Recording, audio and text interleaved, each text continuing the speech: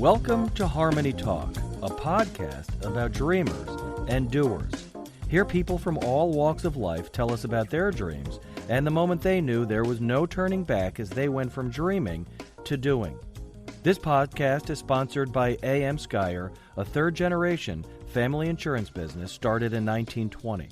My name is Greg Frigoletto, your host for this episode.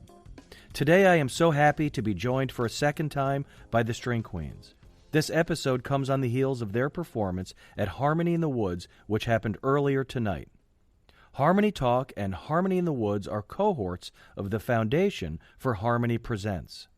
The mission of the Foundation is as follows: to enlighten and engage the human spirit by giving a platform for artistic discoveries and lifelong reflection and learning in our most basic and natural habitat nestled among the trees at the Harmony in the Woods Amphitheater in Hawley, Pennsylvania.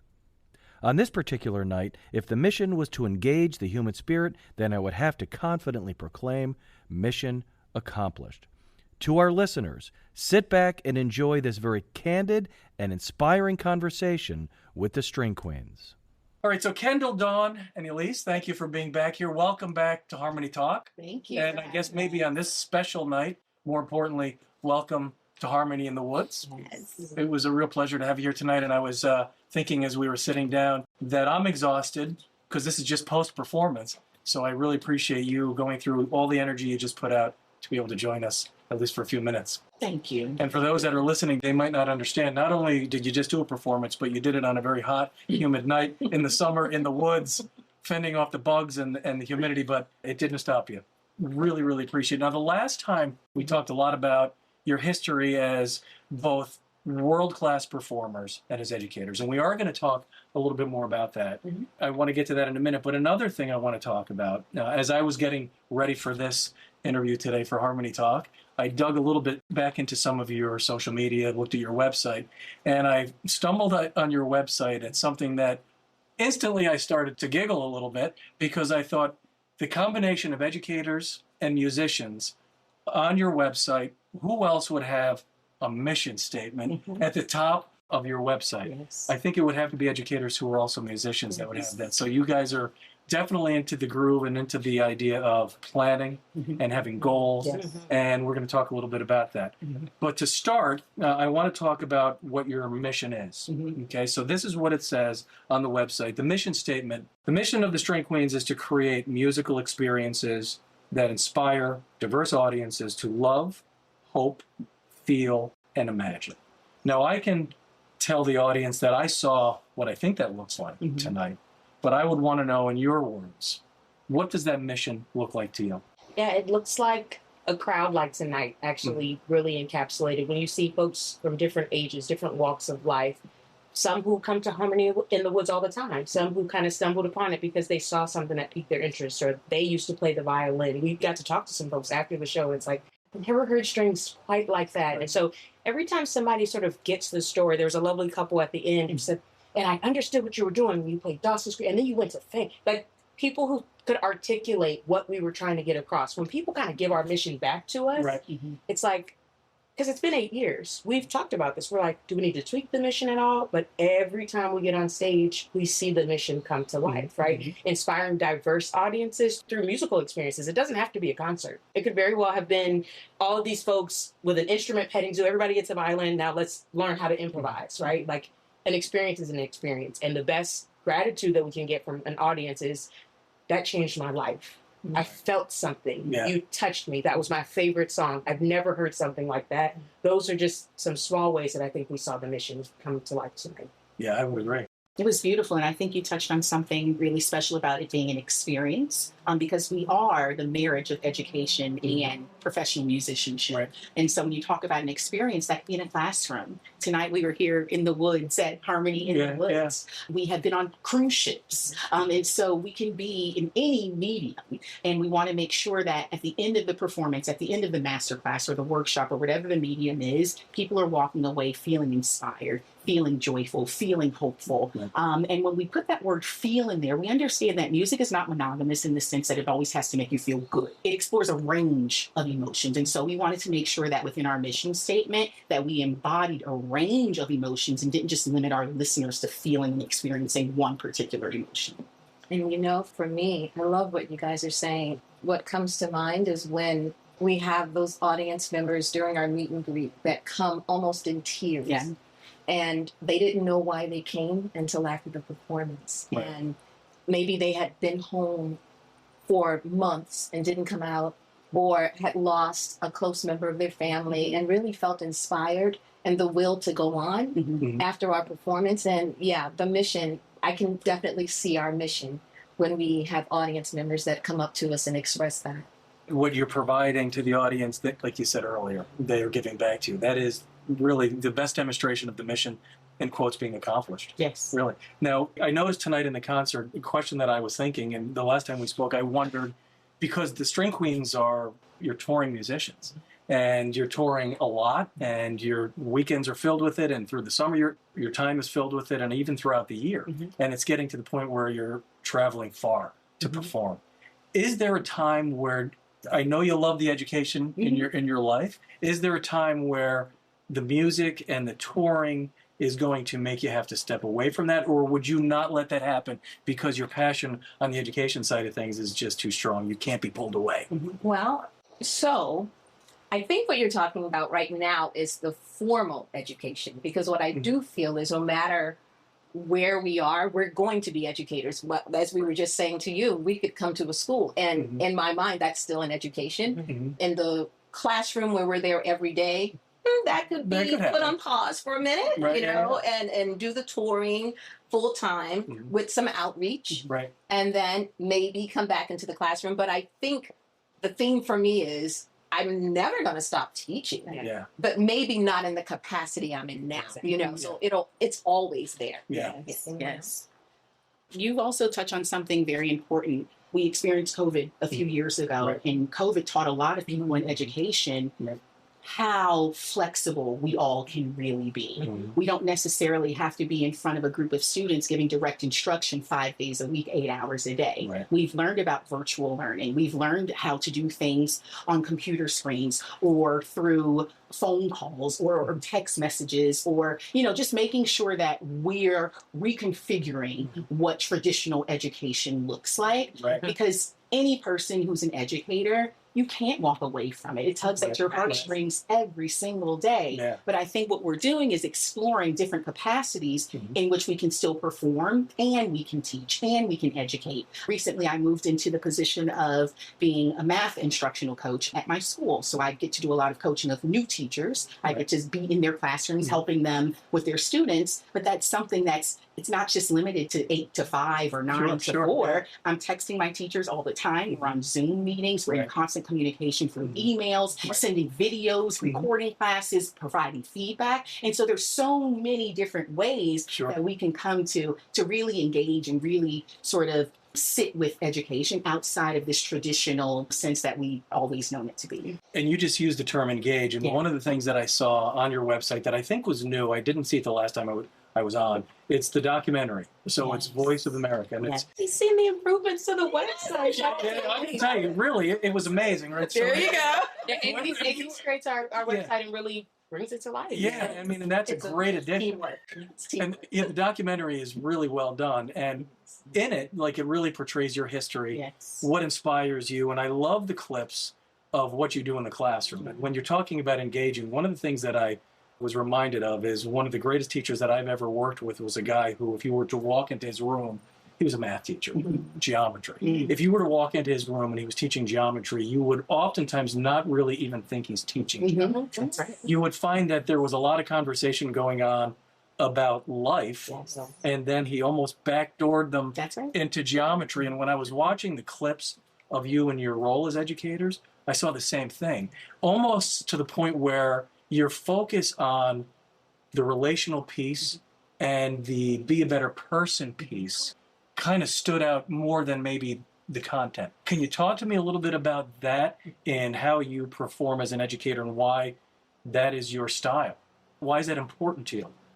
I think as an educator, we also, as educators, we endeavor to be educators that we had. Like our favorite teacher who was like, oh my gosh, I couldn't wait to be Mrs. Rayburn, my 7th grade ELA teacher. I couldn't wait to be, right, Mr. White, my choral teacher all through high school, right? I couldn't wait to take on those tenets, those characteristics that made them so vibrant in the classroom. And I just sat at the edge of my seat and couldn't wait to get whatever they had to give me. But we also seek to be educators that we didn't have.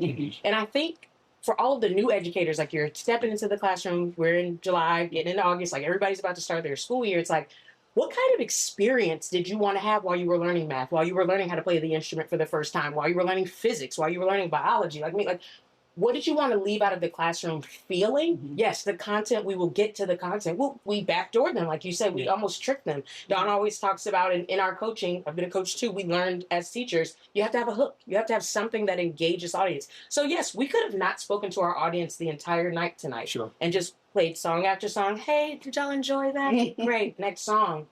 That's not engaging, and that's not going to move anybody. And so I think no matter what you're teaching, if you're preaching a sermon, if you are at a Girl Scouts meeting and you're imparting wisdom, and no matter what medium, like you said, it doesn't matter. What experience do you want? Do you want people to be better than they were walking out, than they were walking in, right? Like, do you want kids to say, oh my gosh, I get it. It doesn't matter if it's about the size of the beaker or what chemical reaction, right? Like, but you remember that Miss Izzy hopefully made it fun and she made you feel like you could do anything. The best teachers I had made me feel like I could do anything. They made me feel special and they saw me. The content will come, right? But they have to feel like they are seen and that they have a sense of belonging, and it's a thing that, I get it, like Teach Like a Champ. There's so many books out there. You can go to college, you get your degree. Like, yes, there are so many things, but I also think there's a talent in teaching. There's a talent that has to be cultivated. And, probably a lot of people won't say like what I'm about to say, but it's like, if you don't have that passion, if you're not interested in getting better, right? Like, we are seasoned musicians, but every day we seek to figure out how can we become better? How can we sound better? How can we get closer?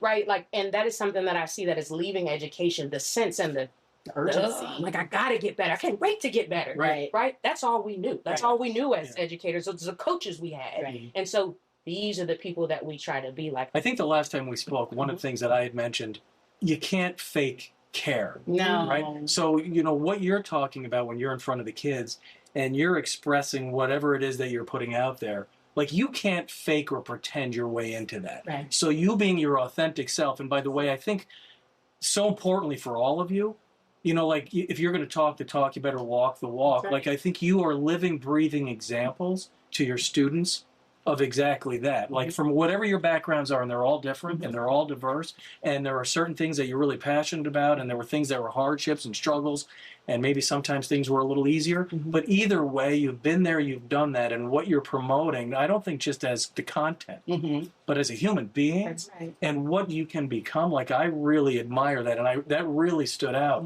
in those video clips. And I have to tell you, Dawn, one of the things, I'm going to go back now. I know I'm jumping around, but I want to go back to the documentary. Just speaking about inspiration, and you were off camera for this one little section. I was hoping that they would show you because you got very emotional. Yeah, there was a part where you talked about about your instrument and your mom putting herself out there, and maybe financially there were hardships in your household. But she valued education. She valued music and the role it could play in your life. And clearly she valued you. So can you tell me a little bit about what that meant to you on your path to where you are today?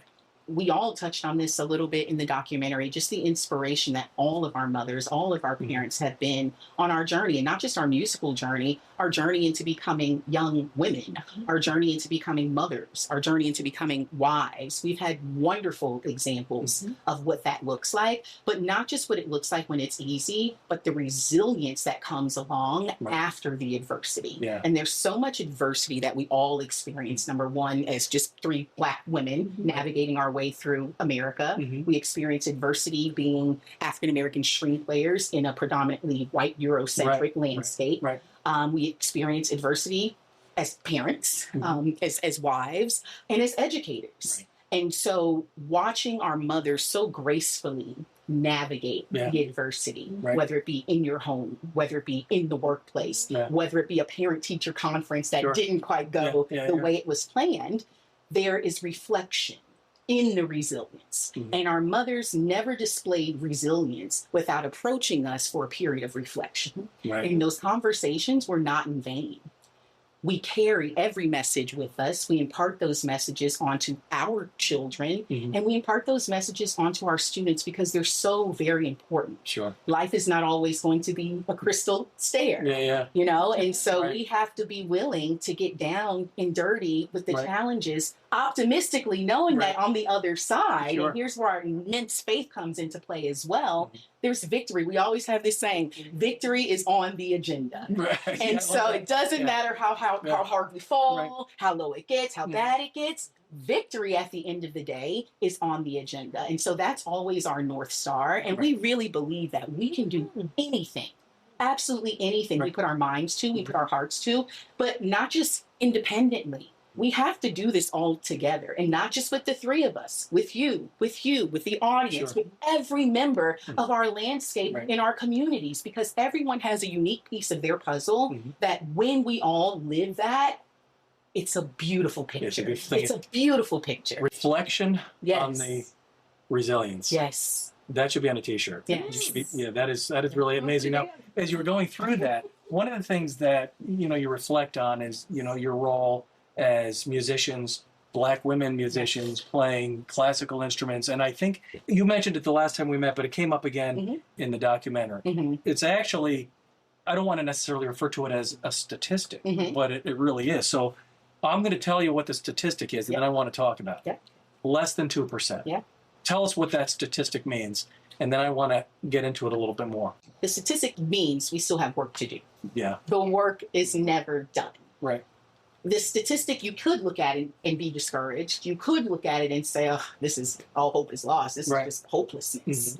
But the statistic is also our motivation and the fire that Right. drives us Sure. to take that number from 2 to 20 Right. to 40 Yeah. to 60 Yeah. until we can really level the playing field. Because what the misconception is there's a lack of talent or there's a lack of resources. It's really lack of access. Right. And so once we provide young minority students with access to these instruments and access to performances and access to the concert hall and master classes and professional musicians from many different genres of music, now we can start to take that 2 and increase it to a higher number. Right. But we have to make sure that we're providing that access. And in order to provide access, like you said before, you can't fake care. Right. Right? You have to engage and invest yourself in something that you truly care about. Yeah. And so I say that because I really want to challenge the classical music world. If you genuinely care, that 2 wouldn't be 2 for 20 years. Right. That 2 might be for right now, but next year that 2 is 4. So is 2 for 20 years, and just for the sake of the audience that's listening, 2%, what is the 2, what literally does the 2% The represent? 2% represents minority musicians who are filling positions in American orchestras, basically. Okay. It hasn't been 2% for 20 years. Is that It's been a for real number? quite some time. Yeah, I believe that 2% is a few years old. Right. Maybe it has increased Right.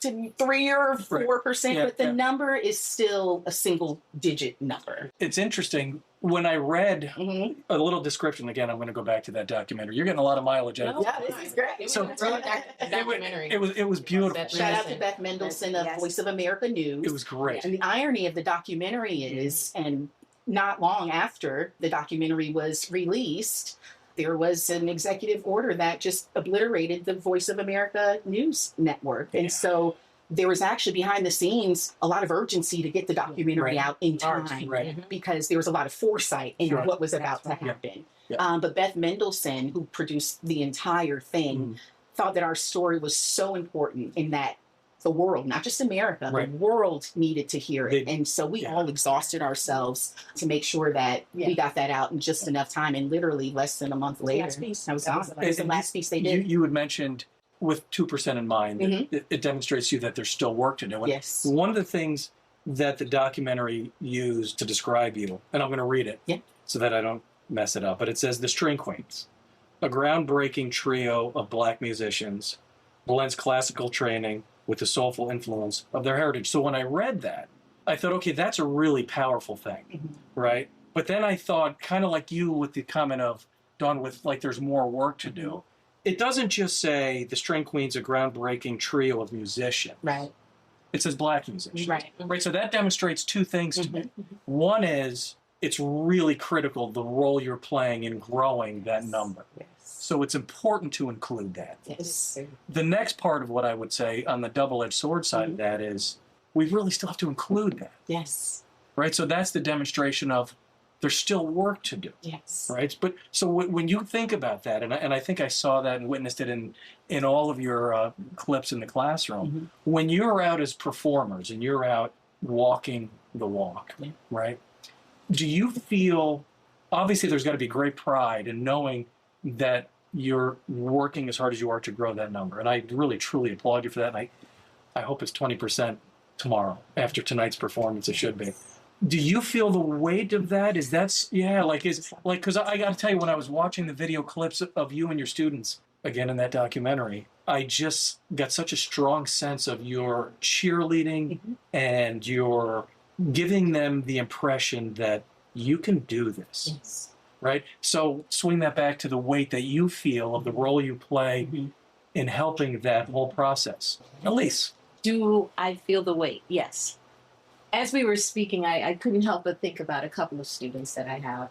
Just been an amazing year. It's been an amazing year. Thank you, Kendall. One of my students, so I grew up in D.C., predominantly Black when I was growing up in D.C., and my mom told me, hey, I just want you to be aware that this environment is not the real world. Glad that you are feeling that, you are surrounded by your own here, but once you step out of D.C., it is a little different. And it was shocking at first until I did get out and just being in different orchestras in the area, in the DMV. So I'm one of those native DC people. It's DC, it's not the DMV. But when I did get out into the DMV, I was in a cocoon. And I'll never forget the first time someone says, how did you learn how to play? I've never seen you all. It crushed my soul. I had never been approached that way. And I honestly didn't know what to do at the time, but then my mom's words came back like, you better come on here, girl. Right. This is the real world. And I'm going to fast forward to a student. I was doing a little paper, and she took my class in August of last year. It was my first year, was her first year at the school as well. And she took my class with the intention of dropping out at the end of the day. It was an accident to her, bad scheduling. And so I didn't find out until the end of the year, but she didn't withdraw because it was the first time she saw more Black people in orchestra. And then she said something very odd. And then the teacher was cool. And the teacher, she said, the teacher looks like me. It matters. And yeah, we feel it. Right. We definitely feel it. And it weighs down, but man, I tell you, it's adjusting the crown. The crown is heavy and I wear it proudly. And I'm so proud to be a part of a community that needs me and wants me and are looking for me to have, I don't want to say the answer, but the support to get them to the next level. I'm proud to carry that and find all avenues, find different places for them to be exposed and to expose them and give them music that not only do they like, but music that's challenging that, I'm going to say it, everyone else is playing. I want them to be able to walk into any room and play. Yeah, of course I can play Beethoven's Fifth. I can also play a Katy Perry tune and, diverse. And that didn't happen for me.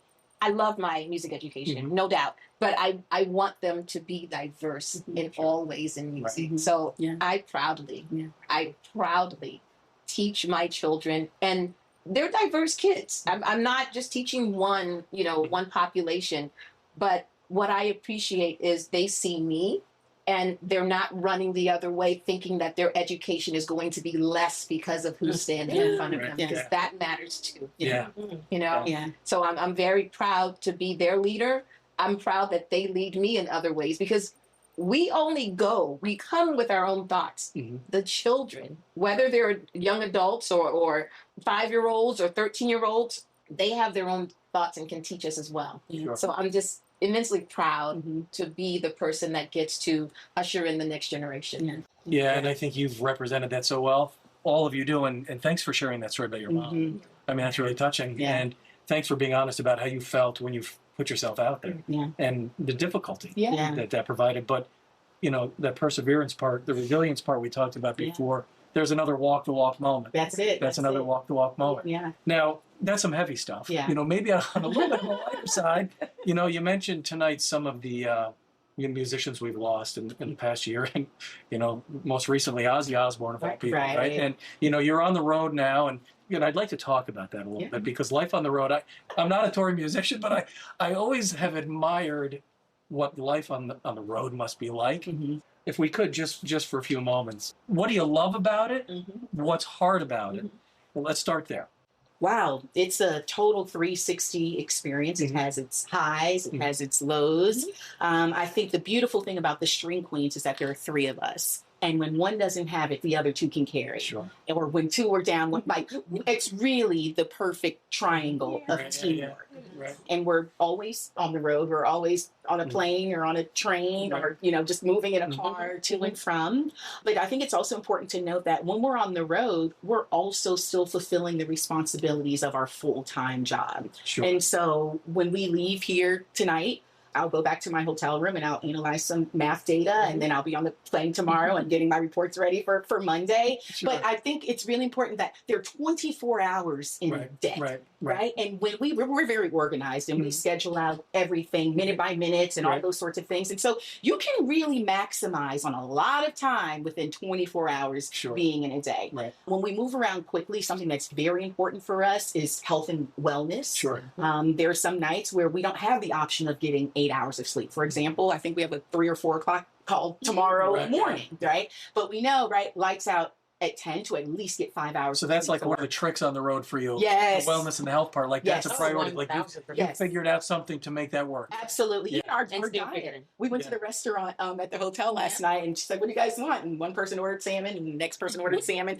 And then the third person, she said, "All of you guys want salmon?" And we were like, yeah, we do. Because we understand that healthy eating when we're on the road, we have to have a lot of energy. We have to have a lot of strength, mental strength, physical strength, spiritual strength. And so what you put in is what you get out. And so we want to make sure that we're hydrated, that we're eating well, that we're spiritually grounded. We read scripture, we pray before every performance. And so it's just those little nuggets of things that when you put them all together, almost like a piece of music, right? All the individual notes, but when you put them all together, you have this beautiful piece of music.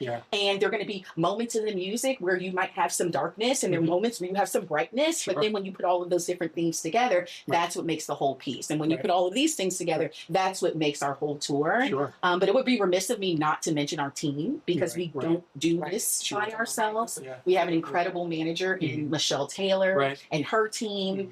We have an incredible booking agent with Be Natural in New York City. But we also are strategic in making sure that we plan specific points of communication with our team to make sure that we're all aligned in terms of manifesting goals and alignment and things like that. And so when you just put all of those things together, it just really makes it work. And we don't agree on everything, but transparent communication, I think that's something that teaching and coaching has really helped us to develop. Transparent communication, honest communication, being willing to sort of just ride the waves together. If someone, has had a long night or somebody has a busy day, when we get back, that's the person, hey, don't talk, let them sleep on the plane. Elise, for example, it's almost like she's traveling with two people. Kayla and I have these little violin and viola cases. She's traveling with almost a whole other human being everywhere we go.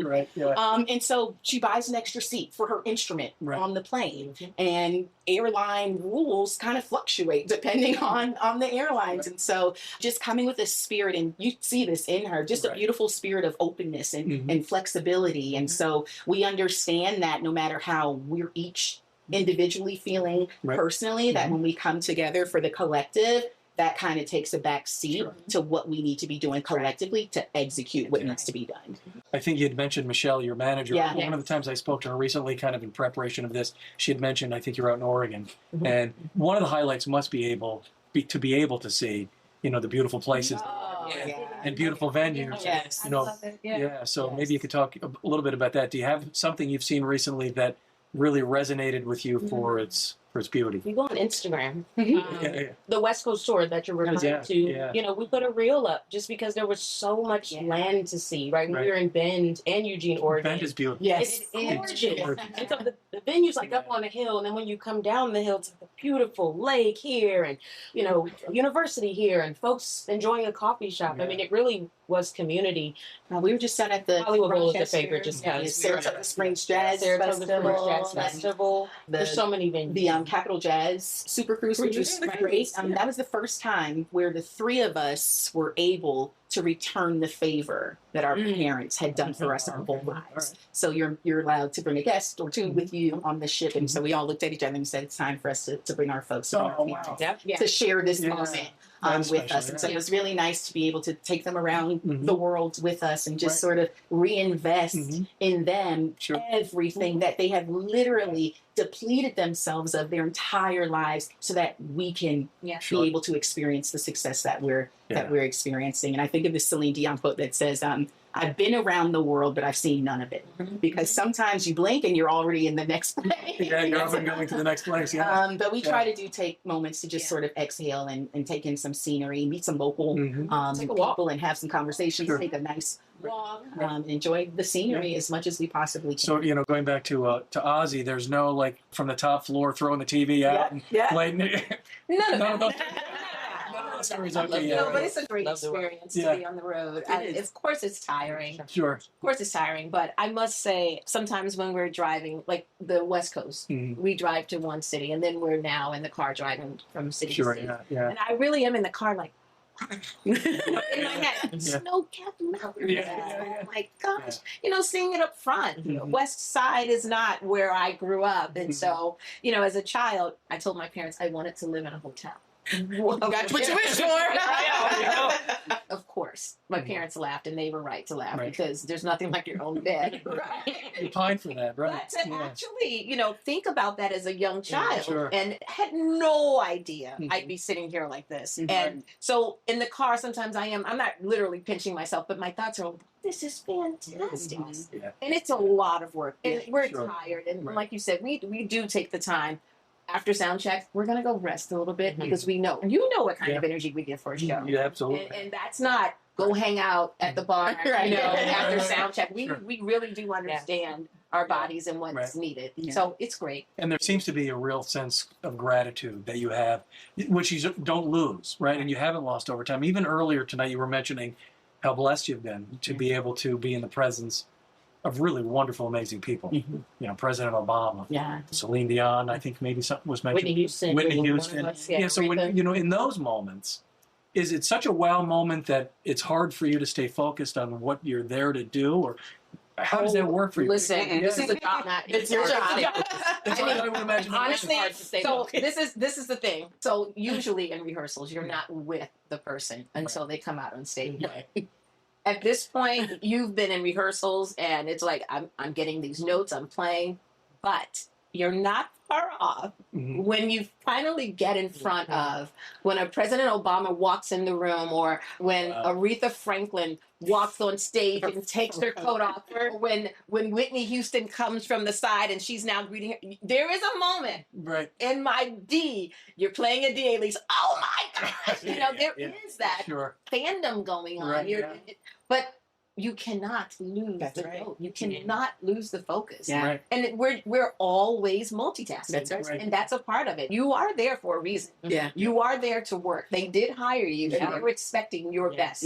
So we can all smile and still get the same and not, I see you. Ooh, can I get an autograph later? They say it's like a duck under the water. The duck's like, but on top of the water. It's just everything is high stakes to us. It's always... everything is high stakes. And going back to the Black piece, it's always going to be high stakes for us.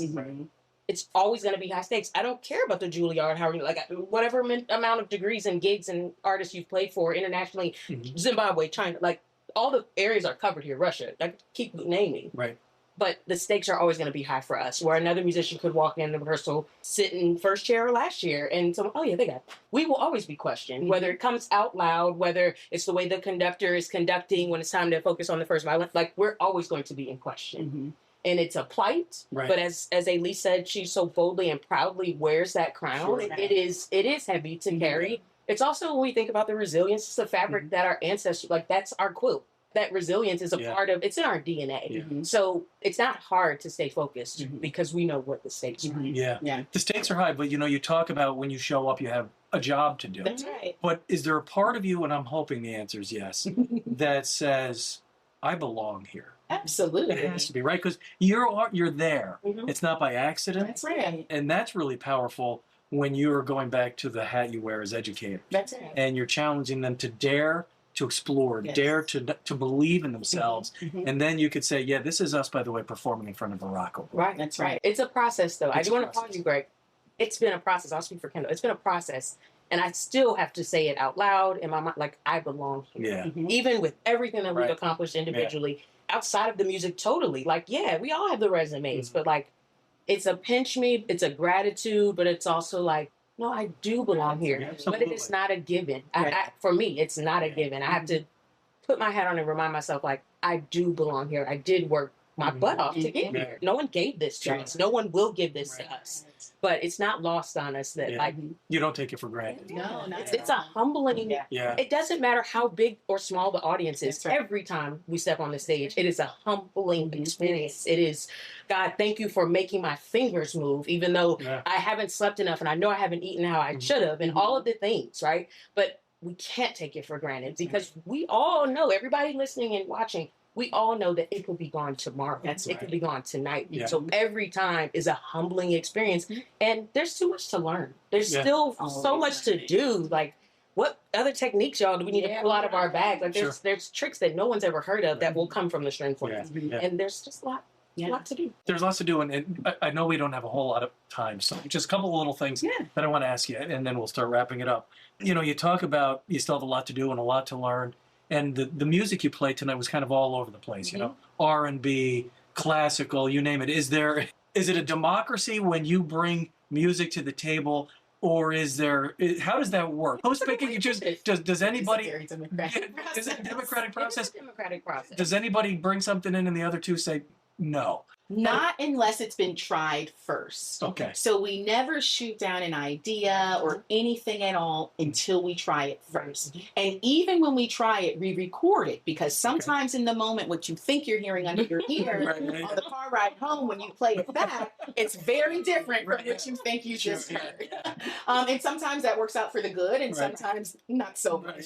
Right. But I mean, we're constantly sending voice memos to one another. We don't always have our instruments with us. I could be sitting at my desk at work and I'm inspired by an interaction that I just had with a child, and I'm recording some melody that just came to my head from that interaction and sharing that out in a voice memo. I just came back from a much needed vacation. I'm from Miami originally. I went to go to Miami to spend some time with family, and I spent every day on the beach for a couple of weeks. Nice. The sound of the waves, the sound of, we pulled up to her house for her children playing outside and the birds going. This is all inspiration.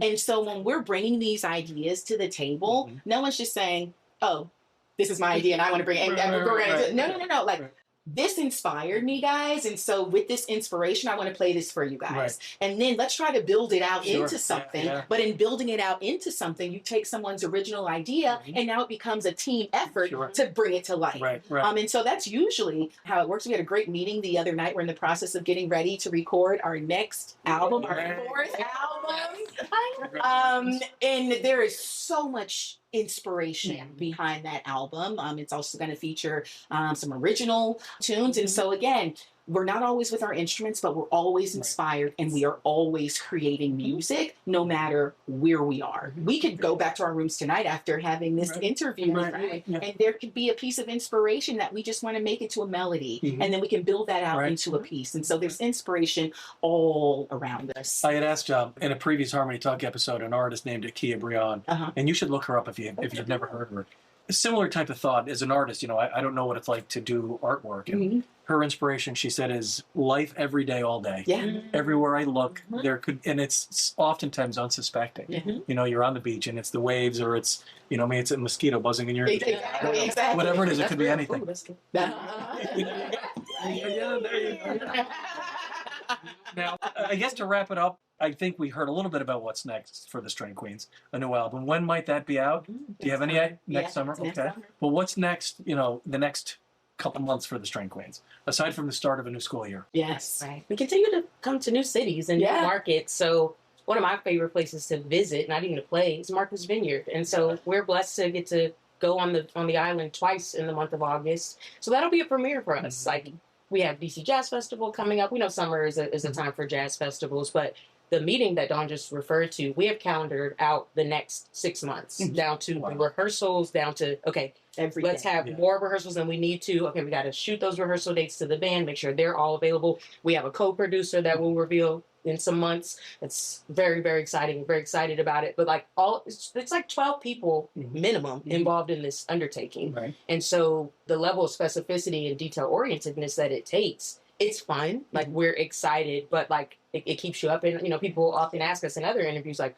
what keeps you up at night? I feel like Beth asked us that at the VOA documentary. It just didn't make the cut. Like, what keeps us up at night? This is what keeps the train moving. I mean, new music is exciting. Right. What else is coming? I think we're talking about, like, we all know about the Wimbledon experience that we got to have in 2021. And so also like writing originals and writing arrangements that are tailored for placement. So hopefully there can be more Wimbledons. And whether it's in beauty, whether it's in, books. That's a whole other market. It's a whole other market. And sort of this way, our bodies, we use our bodies immensely on this stage, and it takes a lot out of us. And what are the other ways that we can be getting our name out there, getting our music out there, our sound, but also like resting our bodies and still generating buzz and income and sort of this making money while you sleep idea. We're businesswomen. Sure. We are. We're educators. Entrepreneurs at heart too, We are entrepreneurs. And so what else is coming up, Liz? You just reminded, you mentioned the band. And so this is our second time coming to Harmony as the String Queens Trio. Plug it. But a great number of our performances, especially this past year, has been the String Queens Sextet. And so we have a rhythm section. Okay. They call themselves the Swing Kings.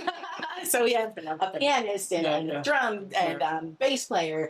And so a lot of our last couple of engagements have been with the sextet, and they just add a whole nother You should bring the dimension. sextet to Harmony in the They Woods. just add a whole nother dimension. Yeah. Even a whole new lane of repertoire that we do with them. Is it hard for you when you do that because you're so used to being a trio? You know what? Is it like frees us up a little bit, actually. It does free up a little, In the role of the trio, Elise's main role, she's the bass. She's the glue. Right. But when we have a bass, it frees her up to now play some more melodic things with violin and viola. So we love the sextet configuration because it actually allows us to have multiple arrangements of a singular tune depending on the instrumentation that we're and so it keeps us on our toes. We can never be complicit in playing everything the same way every single time because everybody's bringing something new and different depending on the configuration or the repertoire that's being played. It also makes me think of, we just spent a lot of time putting together almost like a professional development education workshop masterclass